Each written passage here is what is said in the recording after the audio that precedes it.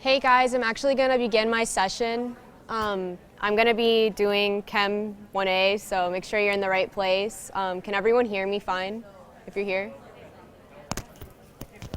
I'm wearing a mic. Should I speak up? Can you guys hear me if you're here for Chem 1A? Yeah? If you can't hear me, raise your hand. I'll speak louder. I thought I was supposed to be using this one. 1 second.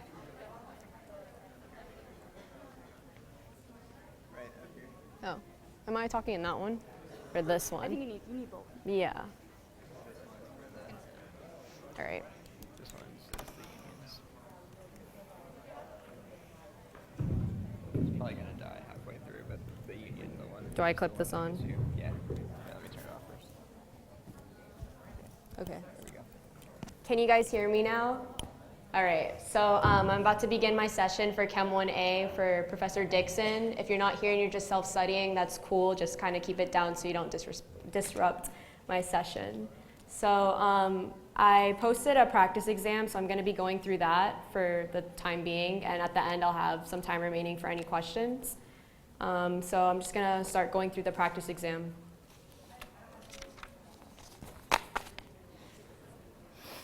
All right. So for number 1, this is just a concept question. So the answer is C, the law of conservation of mass. If I were you guys, I would look up all the definitions for these answer choices in case he tests you on them. And I'm kind of going in order with like the material for the most part as well, like by chapter. So for question 2, which one of the following does not occur as diatomic molecules in elemental form? The answer is sulfur, and the way you can remember this is have no fear of ice cold beer. So these are the diatomic elements that exist in gas states, so like O2, N2, so being for all of these. All right, so for number 3, we're gonna start with the math. The question is calculate the percentage by mass of lead in PbNO32. If you don't have a periodic table, you might want to like look one up because I didn't like provide one on the website. All right. So let's start doing this. So split this up here. All right, so we're doing question 3. All right, so the first thing we're going to do is look up the mass. So on the periodic table, lead is, where's lead? PB. It is 207.2 grams.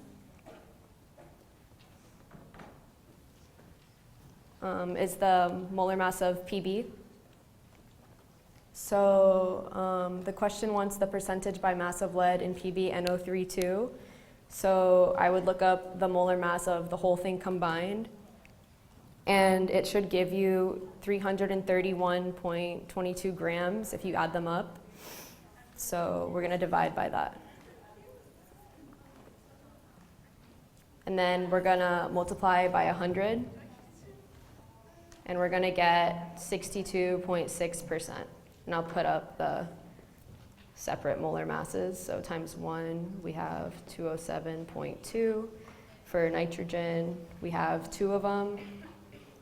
So we're going to do times 14.1. And then for oxygen, we have 6 of them in total. So we're going to do times 16. So you're going to get a total of 331.22 grams. All right?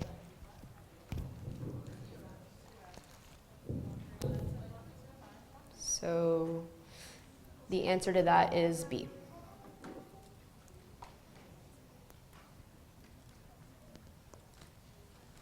Did everyone get that in their calculators? Yeah, okay. Moving on to question 4.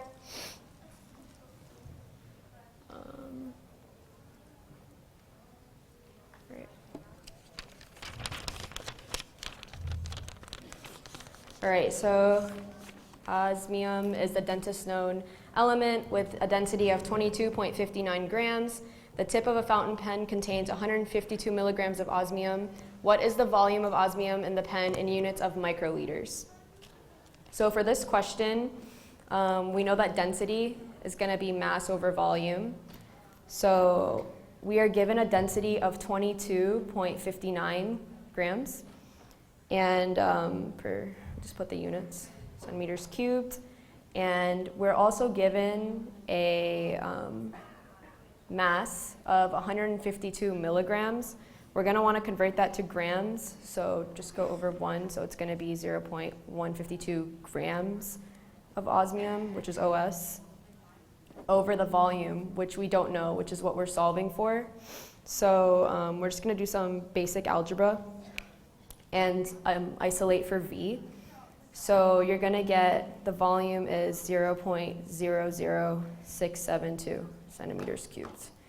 And they want their answer in microliters, and you still need to do some more steps. All right. So now that we have the volume, where's the volume of osmium in the pen? Oh, we want to convert it to microliters. So we're going to take 0.00672. Someone have a question? No? Okay. 0.00672 times 1 milliliter over 1,000, 1 liter over 1,000 milliliters times 1 times 10 to the 6 for microliters over 1 liter. And that's going to give us an answer of 6.73 microliters. Does everyone get that? That's a 0.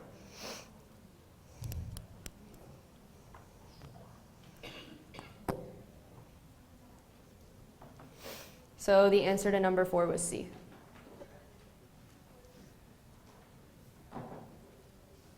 All right, moving on to number 5.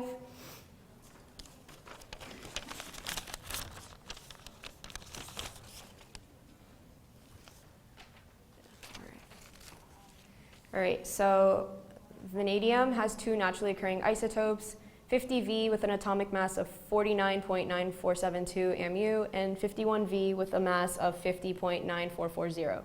The weight is 50.9415. The percent abundances of the isotopes are blank and blank. So we need to solve for the percent abundances for number 5. So the way I'm going to do this is I'm going to start off with the atomic weight of vanadium, which is going to be 50.9415, that's given. And I'm going to set it equal to X and put the 50V's atomic mass. So that's going to be 49.9472. And that's for 50V. Plus 1 minus X. And we're going to do the other atomic mass for 51V, which is going to be 50.9440, and that's for 51V. So I'm just going to do some algebra here. I'm going to distribute, and I'm going to bring it down.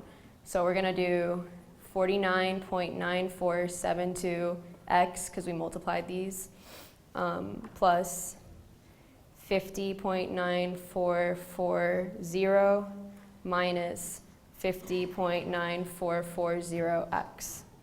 All right, and we're going to set that equal to 50.9415.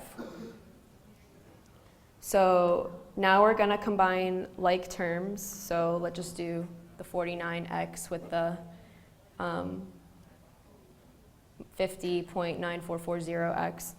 So we're just going to add those together, and we're going to get negative 0.9968x. And we're going to subtract the 50.9440 from both sides. Those will cancel out, and we're going to get minus 0.0025. So now we're going to isolate for x, so we're just going to divide both sides to solve for x. And we're going to get x equals 0.25. So we see that we have that answer choice in choice A and B. So to get the other percent abundance, basically you're gonna try to get 100% always, so you're really just gonna add the 0.25 minus 100, so minus 100 minus the 0.25, which will give you the remaining, which will be 99.75, so the answer is A. All right. Okay. Moving on to number 6. Do you guys want me to leave the work up, or can I move on? This is on the WordPress. If you type on Google UCF WordPress, I'll just put it up on the board for you guys. 1 second.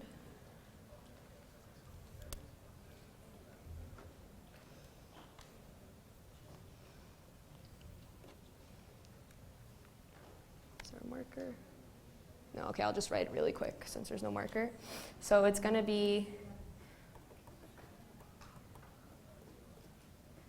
ucf.sarc.wordpress.com. And if you go on there, just type UCF Sarc WordPress. There'll be like a tab and it'll say chemistry. And then you scroll down to your class and it'll say like Chem 2040 or Chem 1A with Marianne. And then it'll have a link for my practice test. No problem. So that's that. All right.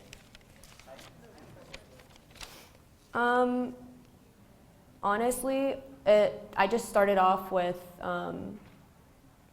the second mass, so I feel like if you switch it, you should get the other mass. But normally you're always going to solve for x and then just subtract by 100, because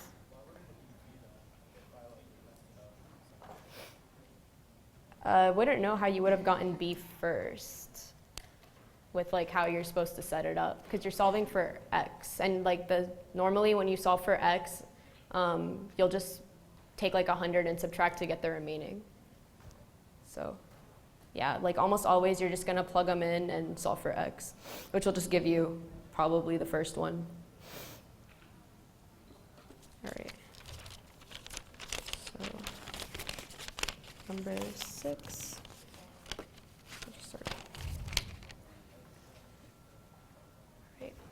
So number 6, a freon leak in the air conditioning system of an old car releases 25 grams of CF2Cl2. How many molecules of freon are emitted? So we're going to start with what's given. So we have 25 grams of CF2Cl2. So we're going to look up the molar mass of freon, or actually the molar mass of this whole thing. CF2Cl2, so carbon is 12, fluorine is 18.9, and chlorine is 35. So you're going to add them all up, and we're going to get 120.91 grams. So I'll just write them on the side here. So you have 12, that's the molar mass of carbon. Fluorine, you have 2 of them, so multiply by 2. It's going to be 18.998, so it's going to give you a total of 37.996. And you have chlorine, and you have 2 of them. So chlorine weighs 35.453, and you're going to get a total of 70.906. So if you add these all up, you should get a mass of 120.91 grams. All right? So now that we have that, I'll just write this down here. So let's do it again. 25 grams times 1 mole of the mass of the CF2Cl2.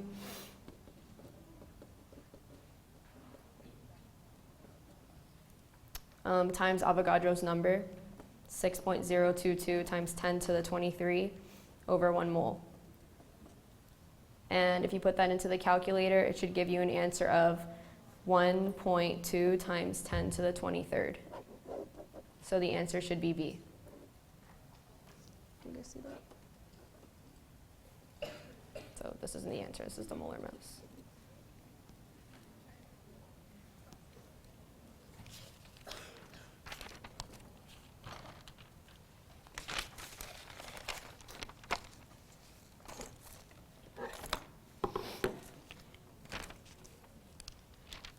All right, am I good to move on to number 7? Yeah, all right.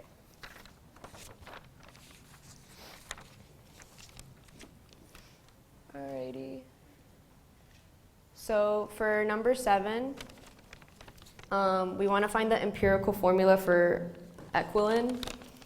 So to do this, we're going to take what's given. So just take the percents and turn them into grams. So we're going to do 80.546 grams of carbon, because we have percent of carbon here. And we're going to do times 1 mole and the molar mass of carbon on the periodic table, which is 12.01 grams. And we're going to get 6.707 moles of carbon. So you're going to do that for everything. So for the next one, we're going to do 7.510 grams of hydrogen times 1 mole over the molar mass of hydrogen. And we're going to get 7.451 moles of hydrogen. For oxygen, we're going to do 11.943 grams of oxygen times 1 mole. Oxygen weighs 16 grams. We're going to get 0.746 moles of oxygen. So now for the empirical formula, what you do is you're going to divide by your smallest number. So our smallest number is oxygen, so we're going to take all of these numbers and divide them by oxygen. So let's do 6.707 divided by 0.746. You should get an answer of 9 for carbon. Now we're going to divide the next one. You should get an answer of 10. And then you're going to divide it by itself, so because it's the smallest, and you're going to get 1.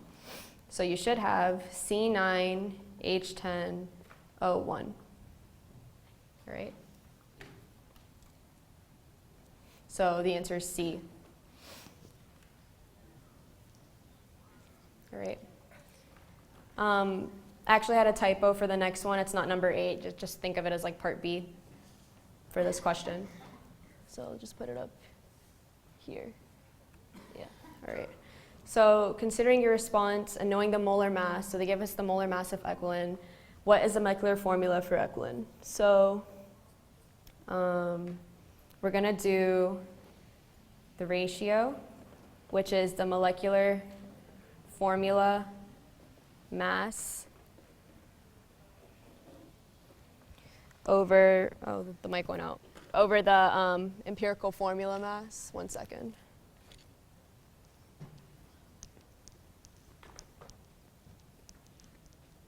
The mic went out.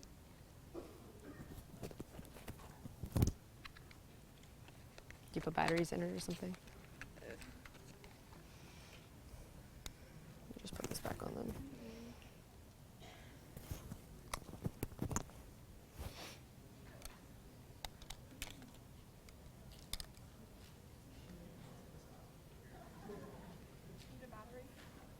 She has one here. Yeah. So you already have it? Yeah, she's trying to put it in. Doesn't matter? I think it goes the other way. Yeah. All right. Okay, it's back. Sorry, guys, the mic died. So for, oops. So you're going to do the ratio, which is the molecular formula mass over the empirical formula mass.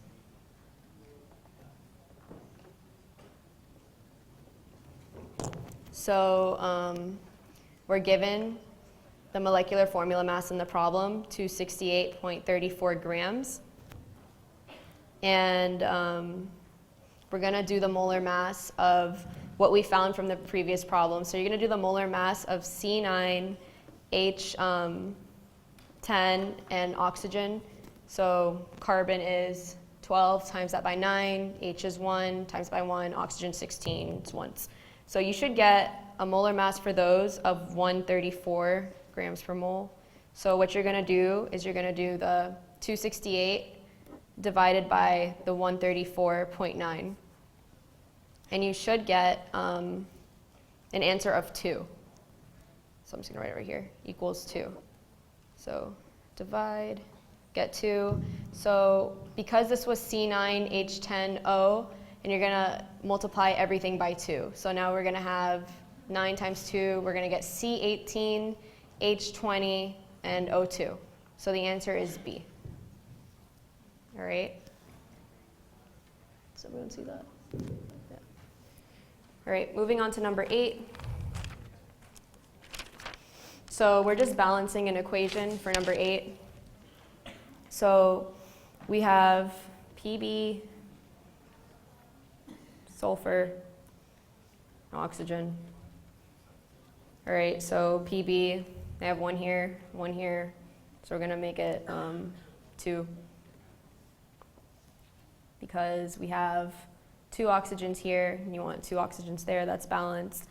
We're going to do 2 in front of the SO2, and we're going to do 3 in front of the O2. So you should have a total of 2 Pb, 2 sulfurs, and 6 oxygens. So 4, 5, 6. Right, yeah, and then 3 times 2 is 6. All right. So the answer to number 8, they're asking for the coefficient of sulfur dioxide. So it's going to be 2B. All right. So yeah, in case you can't see that, that's a 2, 3, 2, and 2. All right. I'm going to do number 9.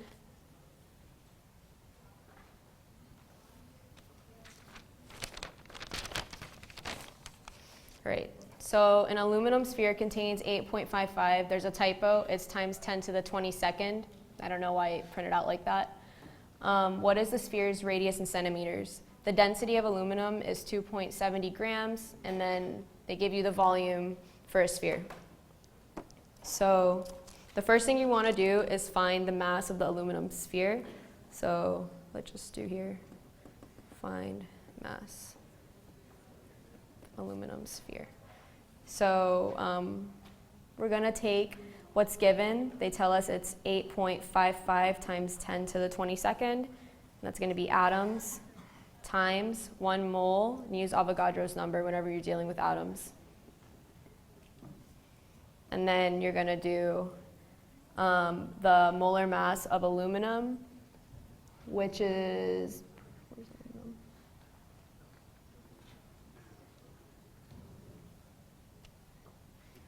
26.98 on the periodic table over 1 mole of aluminum. And this is going to give us, what's the calculator? I believe 3.8.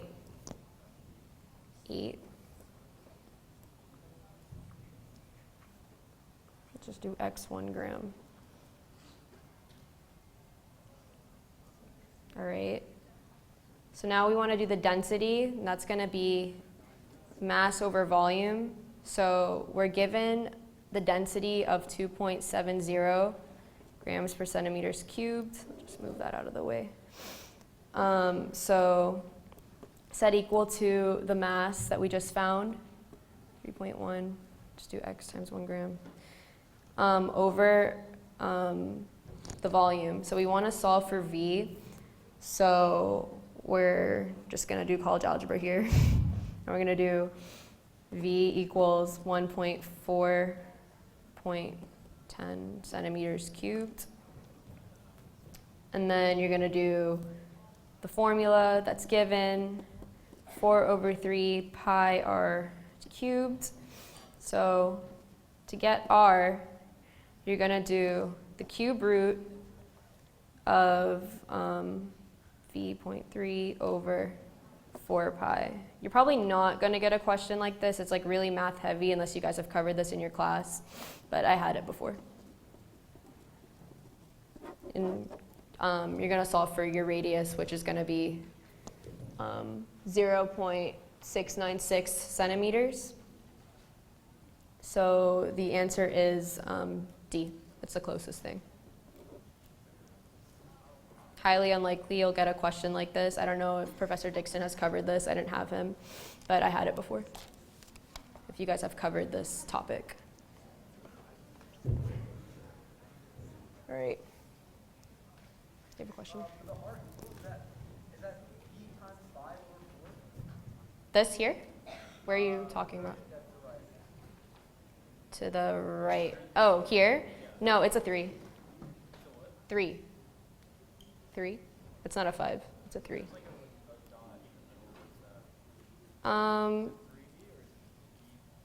It's cube root of 3, and then it's v times 3 because you're trying to get rid of the 3. I'm pretty sure it's v times 3. Not exactly sure. I don't have a calculator on me. So it's V equals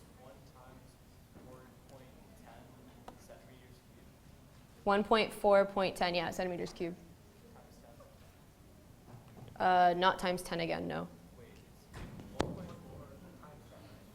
What did you get in your calculator? Well, like there's just 2 points. That's why. It's because of the x here. What did you get when you did this in your calculator? I only have time to write these stuff down. What'd you get?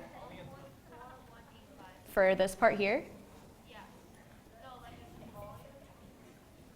You want to get it in grams. We're converting from atoms to grams. Oh, so you got this here, right?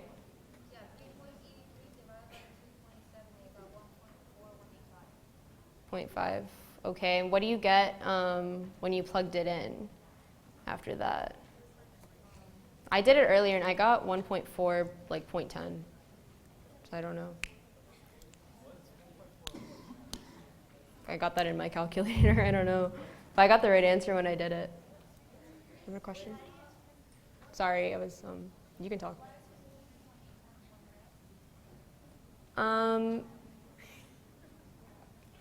Is that not what you got in your calculator? Yeah, it's basically like the same thing. I just didn't put like the thing, like scientific notation. It's the same thing. All right.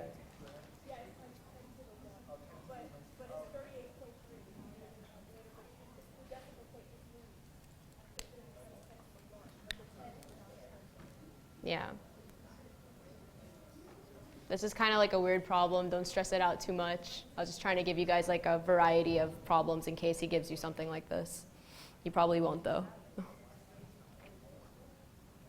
All right, moving on to number 10. Are we good to move on?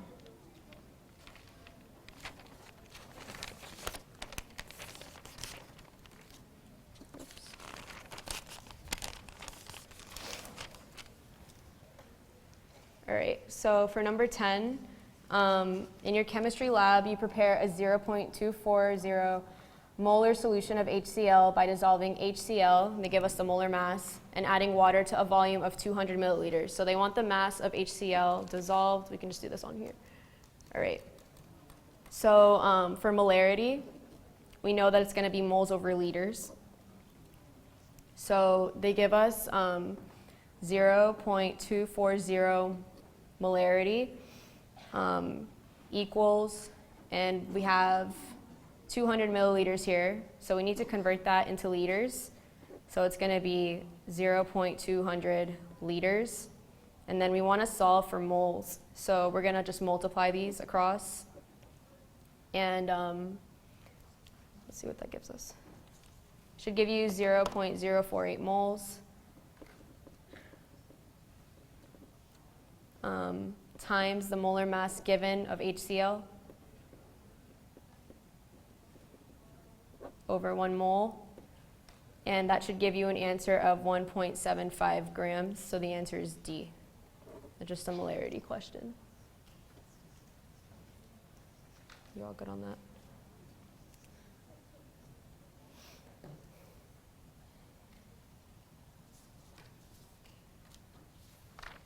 All right, we good to move on to number 11? No, you're still writing, okay. No problem. If anyone has like any questions when we have like the time remaining, like individually, you guys can like come up to me and I'll like figure it out with you guys. I'm just trying to get through all the material.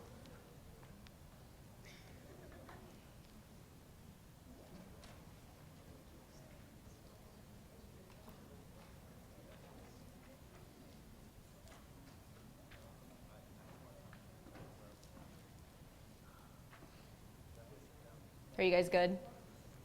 Yeah? All right.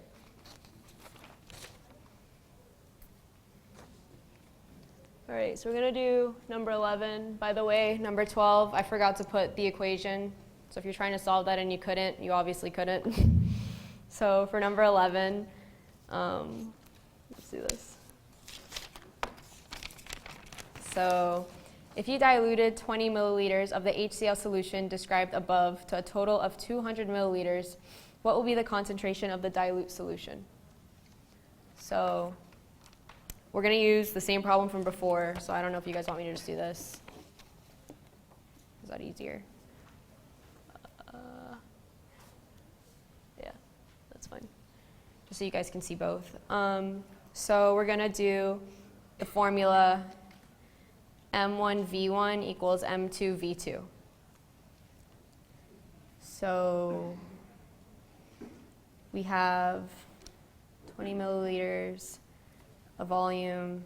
What will be the concentration of the dilute solution? So from the past problem, we know we had 240 for the first M. And you can use it on either side. It doesn't matter like if it's first or like the other side. And we had 20 milliliters. All right, and then we have M2 that we need to solve for, and we have another volume here of 200 milliliters. So the way I did this is I just multiplied. So if you multiply this half here, you're going to get 4.8. And then I just did 4.8 divided by 200 to solve for M2.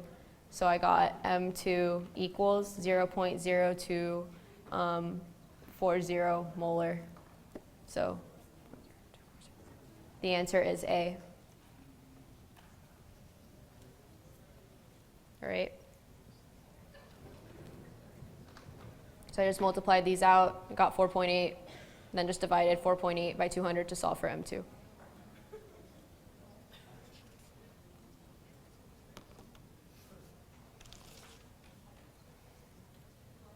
All right, moving on to number 12. All right, so this was the formula that should have been on there.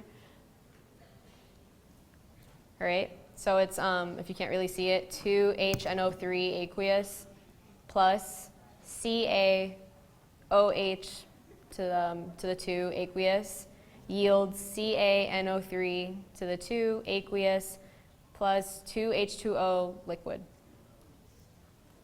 So I'll give you guys a second to write that down.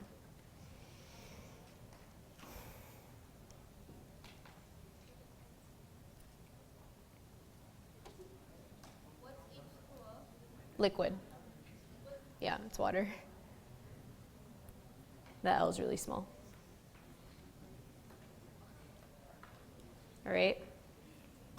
So we're going to do like the moles base. So let's do molarity, volume equals. So over here we have molarity, 0.200 molar. And then we have a volume in milliliters. We need to convert milliliters to liters. So we're going to do 0.060 liters. And we're going to multiply that, and you should get 0.012. All right, these come from the problem. We're just doing the molarity times the volume, and we just converted that. All right. So now we're going to do the 0.012 of the moles of the CaOH2 right there. And we're going to do times, so it's right here, it was 1, so let's do times 2 moles of HNO3. We're just going to use like the coefficients from the equation. This is moles, my bad. Over 1 mole of CaOH2 times 1 liter over, here we have another molarity, so we're going to do 0.3500 molar. So you should get your answer in liters. So we're going to get 0.0686 liters. But all of our answer choices are in milliliters, so we're going to convert this to milliliters, and you should get D as your answer. All right.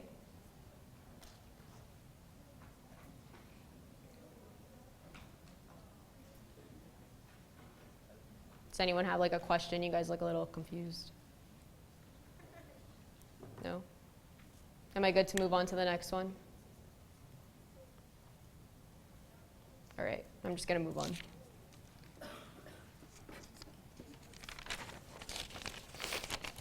All right, so in which compound does bromine have the lowest oxidation state? So we're going to do it for all of them. So we're going to do right here. So hydrogen, it's a rule that hydrogen normally has an oxidation state of what, +1? And oxygen normally has, we're going to do it for the first one, has an oxidation state of -2. That's just a rule. All right, so bromine, it depends. So if we do the -2 and the -4, we're going to get what, -8, right, if you just multiply these? So if we have -8 plus -1, what do you get? I mean, yeah, what do you get if you do -8 plus -1? -7, right? So if you have a total of these two giving you -7, that means bromine's oxidation state has to be +7 because it has to be neutral. All right? So we'll do bromine in this case. The oxidation state is +7. All right, let's do the next one. So same thing, H is +1. We have O3, -2, 3, and -2 is what? -6, +1 is going to be -5. So bromine is going to be +5. Yeah, because we had -5, so it needs to be neutral. So,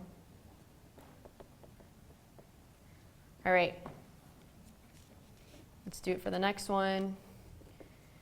+1, bromine, O3, -2. Oh, I mean O2, my bad.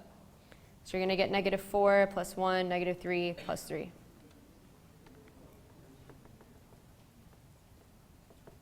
All right, last one, hydrogen +1, bromine.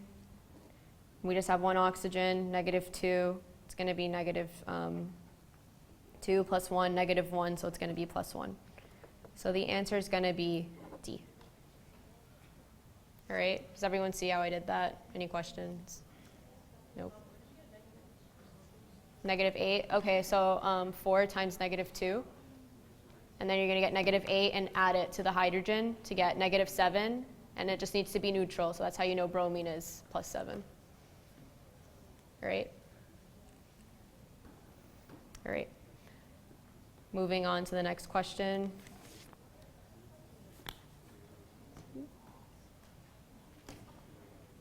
All right. Concept question. Which statement is true for this reaction? All right. So I see a lot of oxidized and reduced in the answers, so we're going to do oil rig. Hopefully you guys know what that is.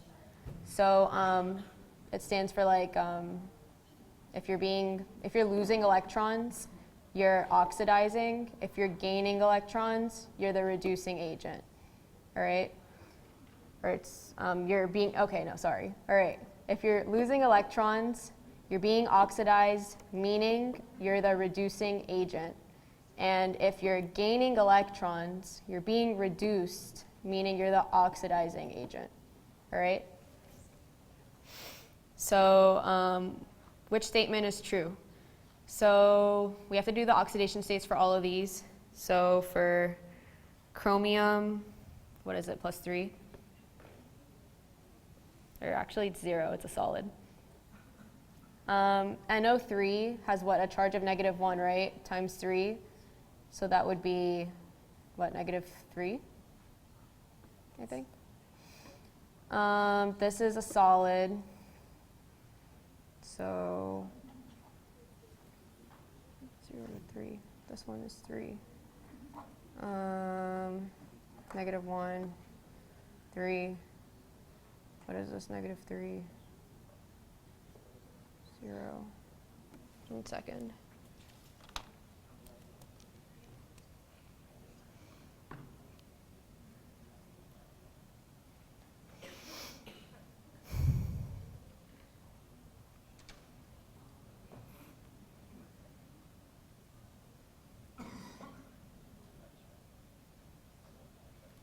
Just want to make sure before I tell you guys something wrong.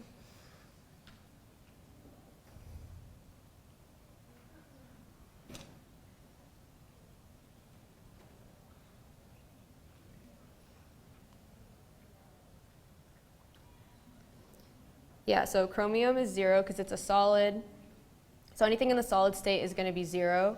That's a rule. And then this is going to be positive 3. So I guess NO3 has a charge of 1.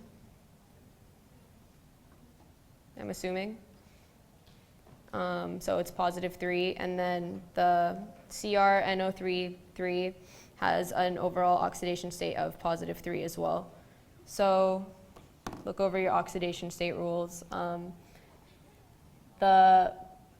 Now let's just look at the answer choices and do process of elimination, I guess. So metallic chromium is the reducing agent. So that means, oh, did I turn this off? My bad. All right, so let's see what's happening to metallic chromium. So we're going from 0 to 3, all right? So that means we are, what, losing electrons, right? Because we're becoming more positive. So if we're losing electrons, we are being oxidized, meaning we are the reducing agent. So that's true. A is the answer. All right? Okay. Moving on to number 15. All right.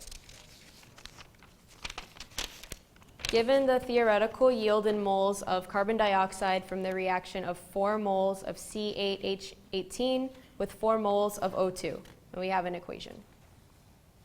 All right, so for this one, we want to check out how much can be made with each reactant. So let's do the 4 moles of C8H18, given right here, the C8H18, we'll start that one first.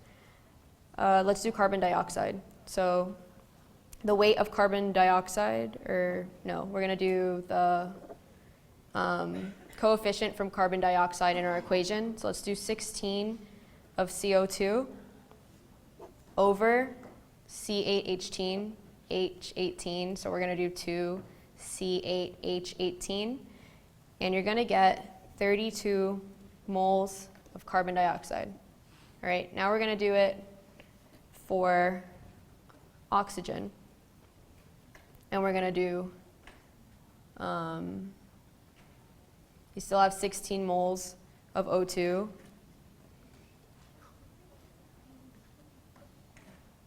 Or 25, I'm sorry. No, 16. Just kidding. It's CO2. 25 moles of O2. Yeah. All right, so then you're going to get your answer in CO2 as well. So you should get 2.56 moles of CO2. All right, so the question wants it of carbon dioxide, right? I think I did something wrong. Let's see. We have 4. Yeah, 16 moles of, oh, I'm sorry, it is O2. Just kidding.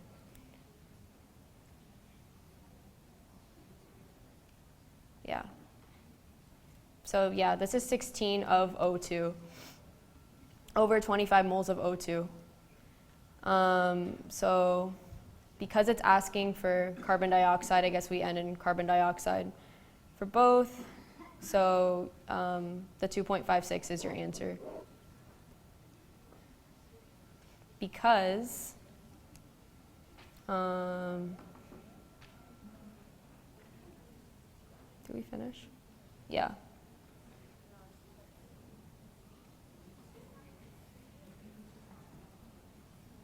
Yeah, so 2.56 of carbon dioxide is your answer. CH18. CO2 from the reaction of 4 moles. Yeah. Okay, yeah, it's right. So the answer is C. Moving on to 16.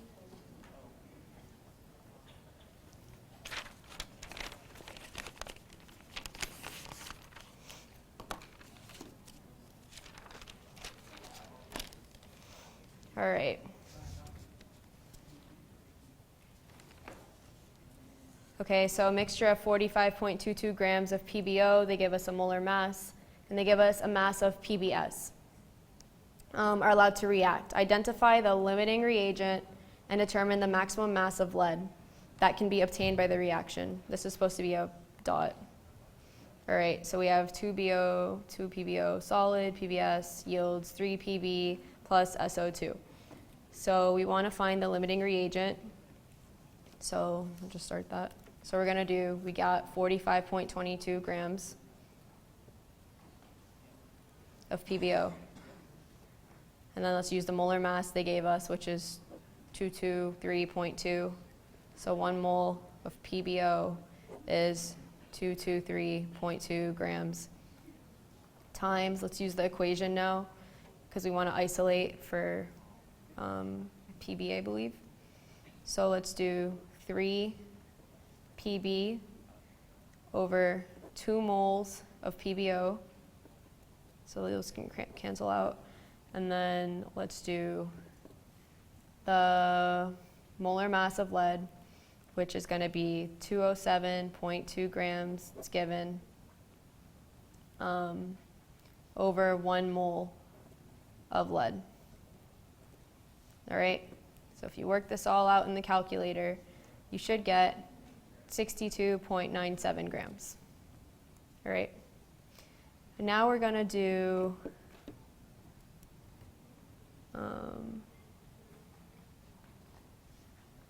the molar mass of, here. We're going to do PBS now. PBS. We're going to do 1 mole of PBS is going to give us 239.3. It's right there. Grams times 3 moles of PB over 1 mole of PBS times the 207.2 grams of PB over 1 mole of PB. That should give us 81.3 grams. All right, so for the limiting reactant, you're just going to look at which one runs out first, so whatever's the smaller number. So it was this one, and this one was for PBO. So PBO and 62.97, so the answer is D. All right. This is of PBO.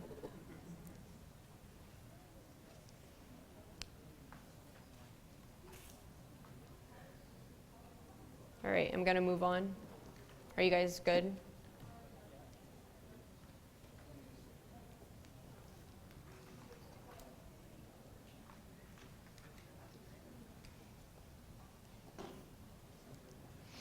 All right, moving on to number 17.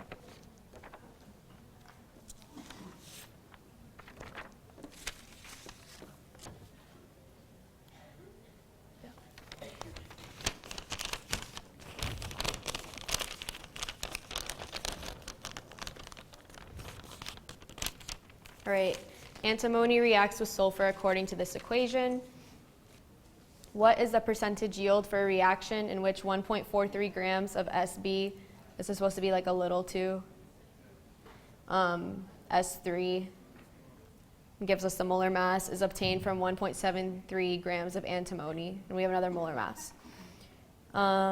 So for 17, let's start off with what's given. So we want to know the percentage yield. So let's do the 1.73 grams of antimony, which is Sb on the periodic table, times 1 mole of Sb over the molar mass, 121.8 grams, times, look at your equation given, 1 mole of Sb2S3 right here, over 2 moles of Sb right there. So times the molar mass given here, 339.7 over 1 mole of the Sb2S3. So that should give you 2.41 grams as your answer. And that's going to be your theoretical yields. So that's what you solved for. But we want percent yields. So percent yield is going to be actual over theoretical times 100. And that's going to give us, it's given in the question, so you have 1.43 grams is what's obtained. That's your actual yield. Over the theoretical yield, which you just solved for, 2.41 grams times 100. And that should give you 59.3%. So the answer is B. All right?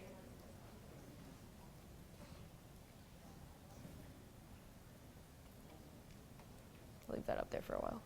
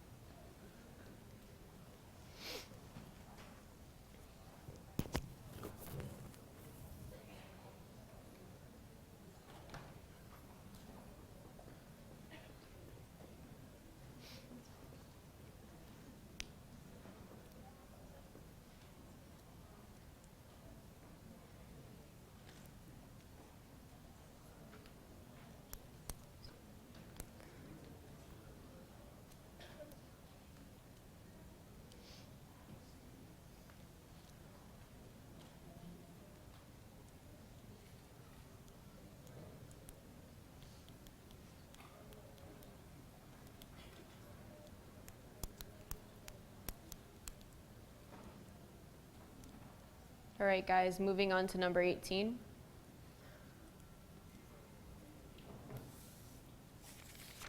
All right, so we have a question about Hess law. So basically, what you want to do with Hess's law is you want to multiply and manipulate the equation to cancel things out. So I'm going to just, I think, write on this. So we have H2 half O2, so we want to get 2H2. All right, so to get 2H2, we're going to multiply this whole thing by 2. All right, so new equation, 2H2 plus O2 yields 2H2O. All right, equation number 2. Well, we want C normal, so we're going to leave it alone. So I'll just do C plus O2 yields carbon dioxide. That's fine. We're not playing with number 2. So for the third one, we want CH4, 2H2.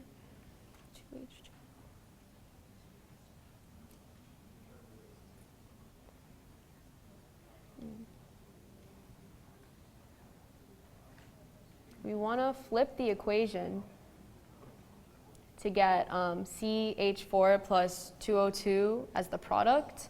So in order to flip the equation, whenever you want to like flip it around, you have to multiply the whole thing by -1. All right?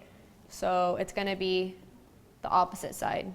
Products 2H2 plus CO2 now become reactants. And it's going to be CH4 364 plus 202. All right, so for this, we multiply by -1. So whatever you do to this side, you have to do to your delta H. So for the first one, we have -285.8. Because we multiply the equation by 2, you need to multiply this value by 2. So you should get, for the first one, first delta H is going to be -57,000, I guess. 116, if that's right. Let me do it real quick.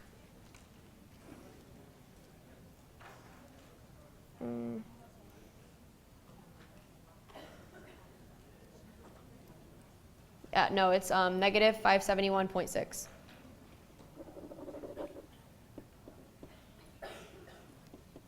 All right, that's your first delta H. We just multiplied that by 2.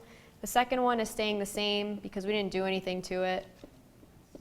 And then the last one, you want to multiply that by -1, so it's just going to become positive. All right, so what you do now is you add up all these values, and you should get an answer of -74.7. So that's how you do Hess's law.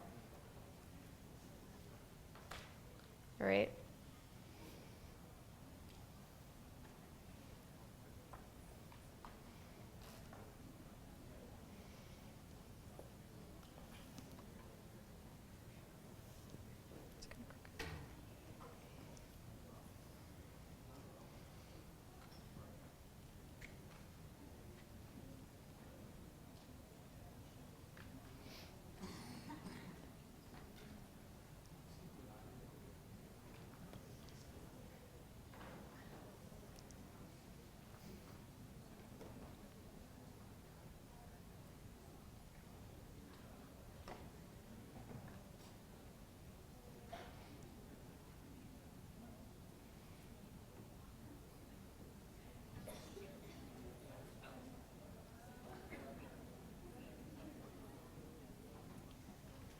All right, are we ready to move on to number 20?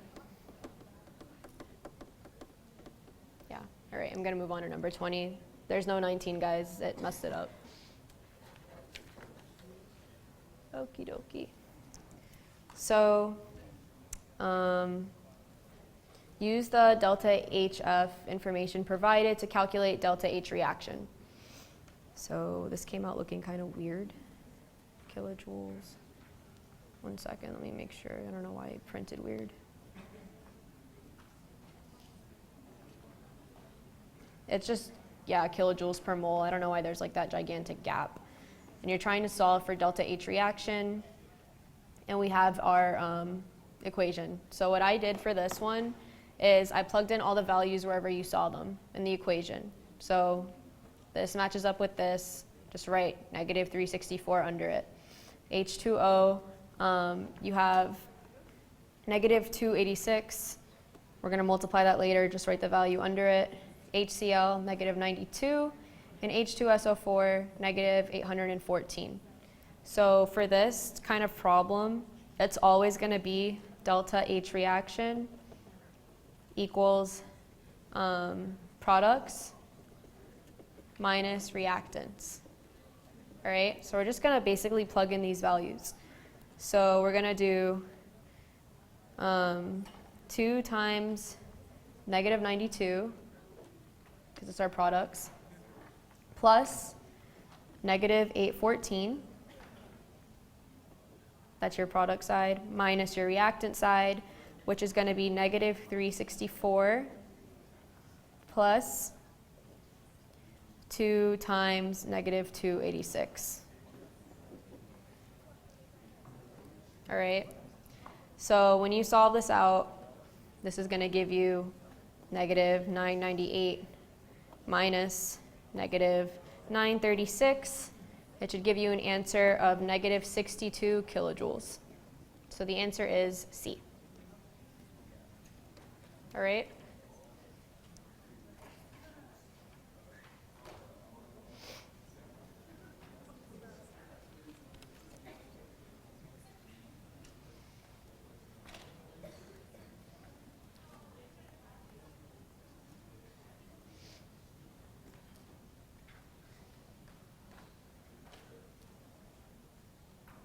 Does anyone have any questions on this? No? Can I move on? You guys are still looking at it.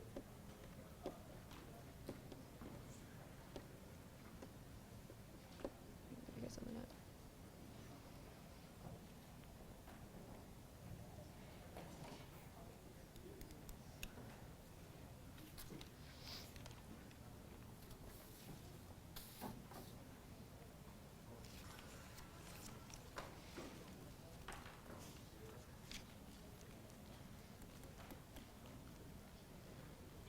All right, moving on to number 21.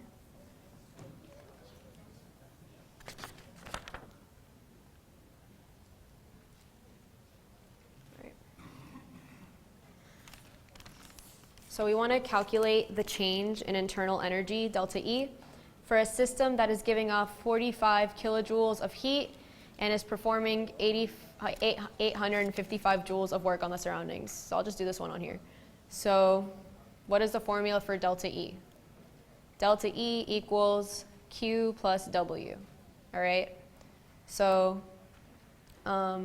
Q equals, it's giving off 45 kilojoules. So we're gonna do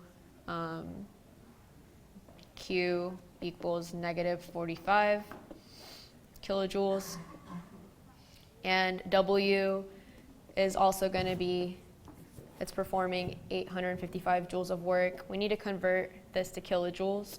So it's going to be negative 0.855 kilojoules. So then you're just going to plug it into this equation and add them up, and you should get an answer of negative 45.9 kilojoules.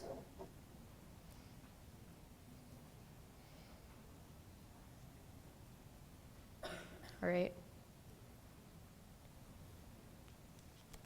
So let you guys write that down.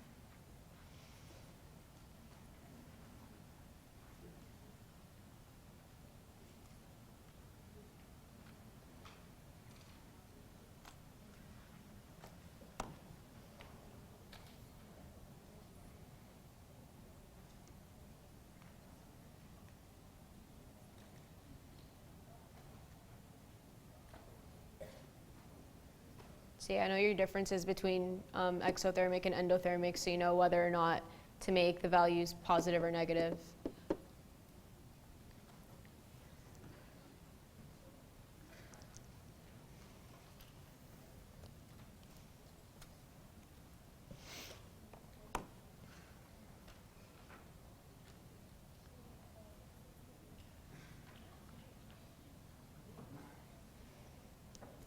All right, moving on to number 22.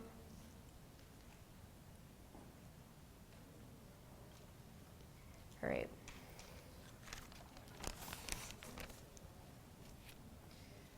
When a 45-gram sample of an alloy at 100 degrees Celsius is dropped into 100 grams of water, they give us a specific heat of water, the final temperature is 37 degrees Celsius.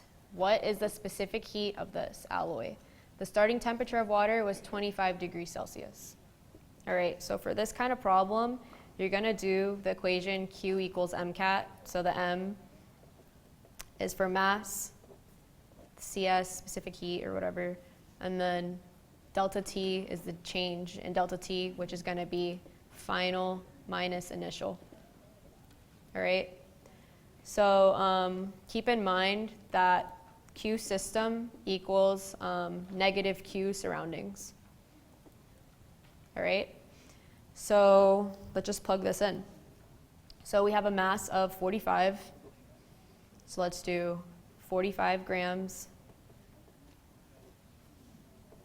specific heat, and let's do 37 was the final minus initial, 100.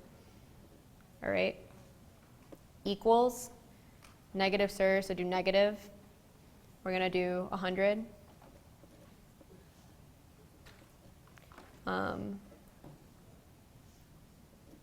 We're going to do the specific heat of water, which was 4.18.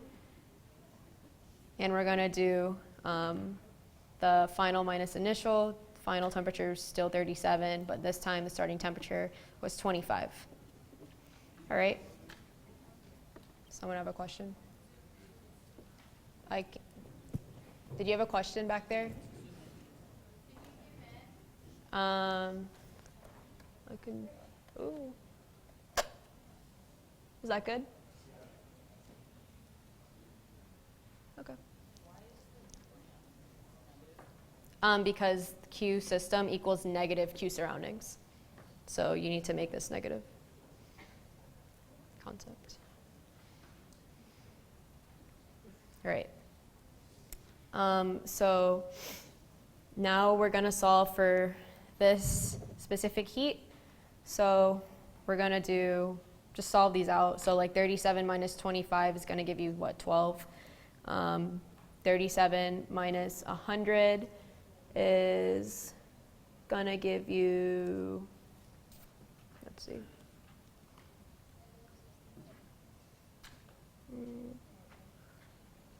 Negative 63.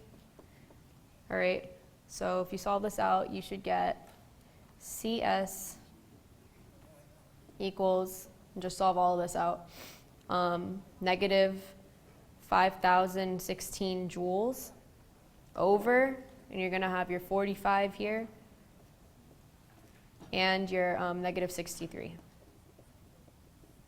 All right, so solve that out, and you should get an answer of 1.77 joules per grams of degrees Celsius. So the answer is B. All right.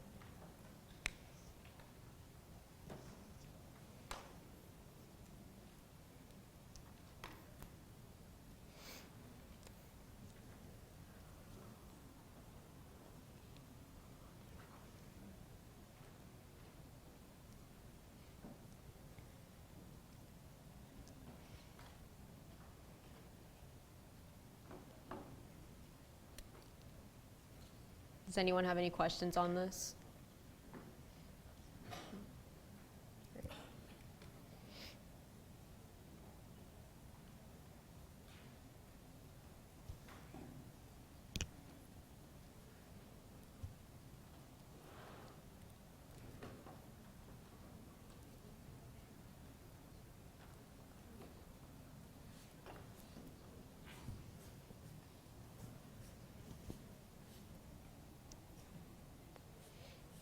All right, I'm going to move on to 23 now.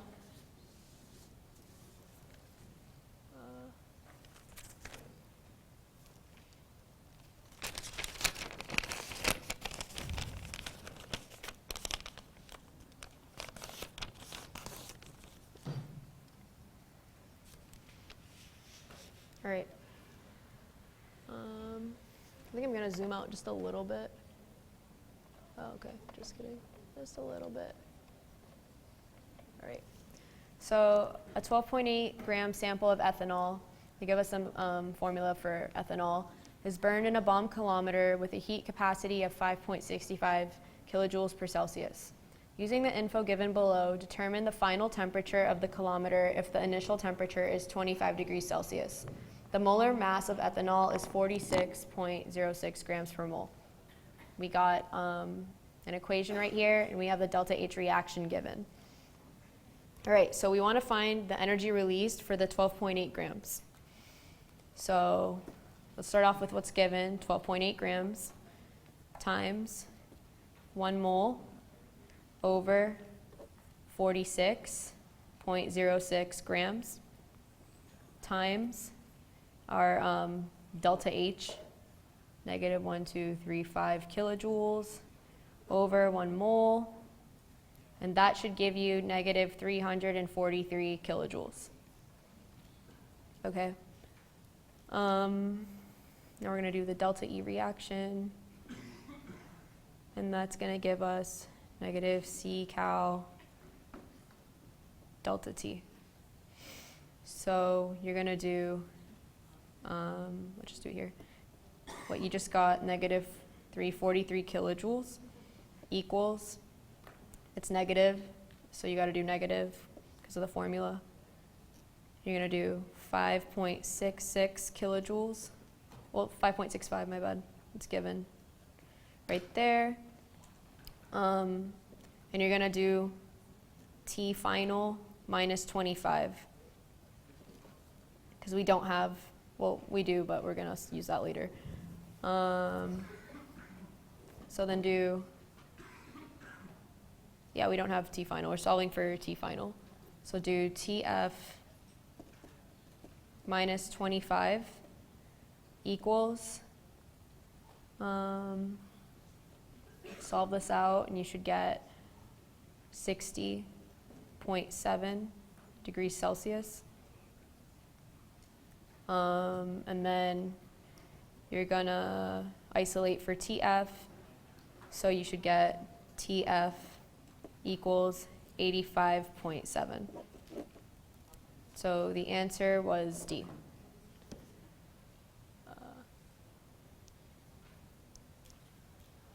Yeah, okay.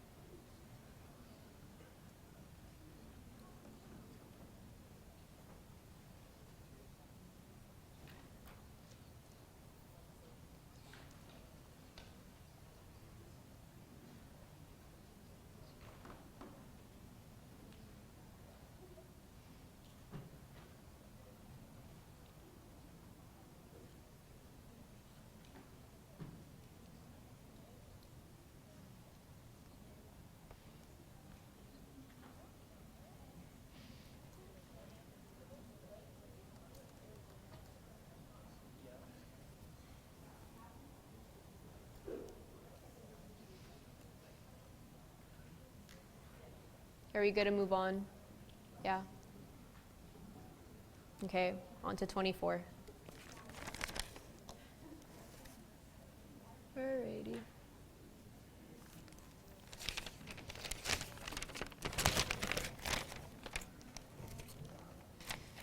So, how much energy is required to decompose 765 grams of PCl3 according to the reaction below? The molar mass of PCl3 is 137.32 grams per mole and might be useful.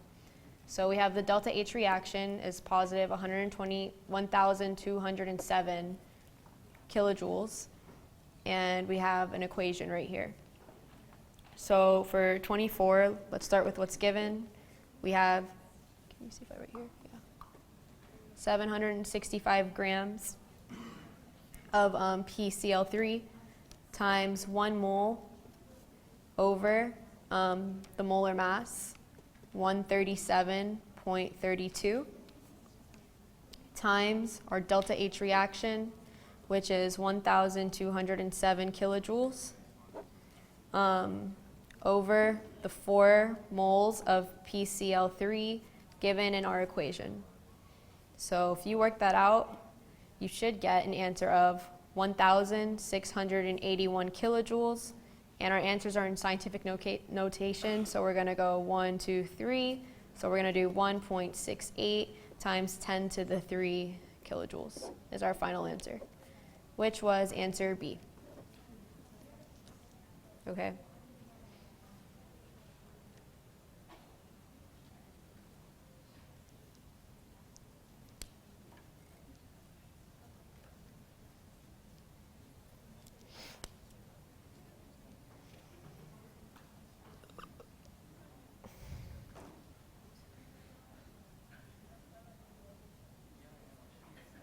All right, I'm going to move on to number 25.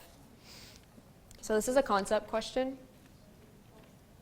So choose the reaction that illustrates delta HF for CaNO32. So in your PowerPoint, it was actually talking about this concept.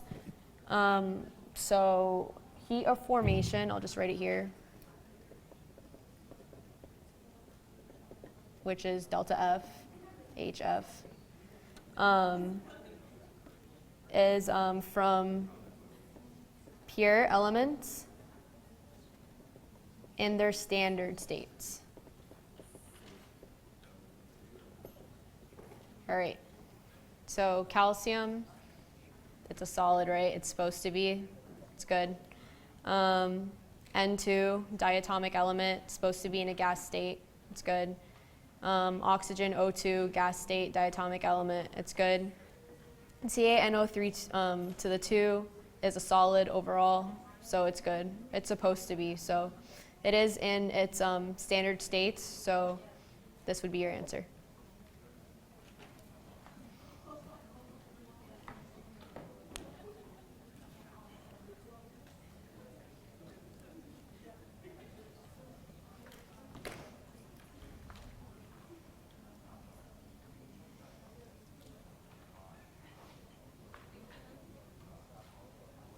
Alrighty, we have one final question on my practice test, and then we'll have like 30 minutes for open questions of whatever you guys want. Okay? So which of the following statements is true? So what happened? Oh, is it not showing? My bad. So state functions do not depend on the path taken to arrive at a particular state. That's true. Delta E reaction can be determined using constant volume calorimetry. That's true. You guys should know, this was in your PowerPoint. Someone came to me at tutoring, and this was like all in the PowerPoint. But the difference between like delta H and delta E and the whole coffee cup and bomb calorimetry is right here. So one is I hate that thing. One is, so for one of them it's delta H, and you're going to use constant pressure. And the other one is going to be delta E, and it's going to use constant volume. So they're both true. Energy is neither created nor destroyed is true. So the answer is E, all the above. I don't know why this got super dark.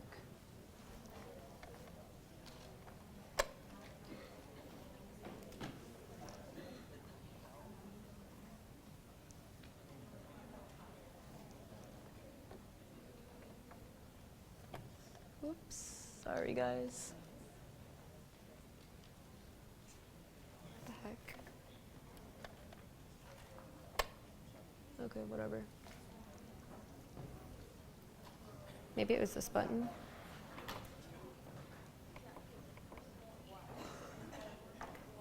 All right. Okay, so that's it for my practice test. If anyone has questions, just let me know. I'll be here till 10.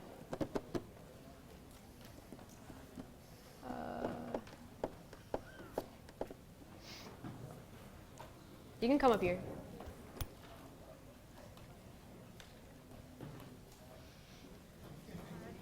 Could you explain 13? Yeah. So what was number 13? The oxidation states? All right, so for 13, would you have the question? Yeah. All right, so, Could you work it out here so I can look Yeah, at yeah. it later? so hydrogen, it's a rule that it has an oxidation state of +1, okay? And for oxygen, it's a rule that has an oxidation state of -2, all right? So here we have what, O4, right? Yeah. So what you're gonna